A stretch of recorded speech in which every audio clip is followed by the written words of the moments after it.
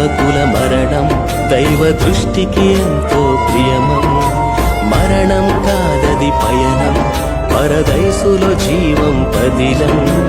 దైవ సేవకుల మరణం దైవ దృష్టికి ఎంతో ప్రియమం. మరణం కాదది పయనం, పరదైసులో జీవం పదిలం. అలసట ఎరుగని జీవనం దైవ సేవలో ఇలా పయనం. కన్నీటి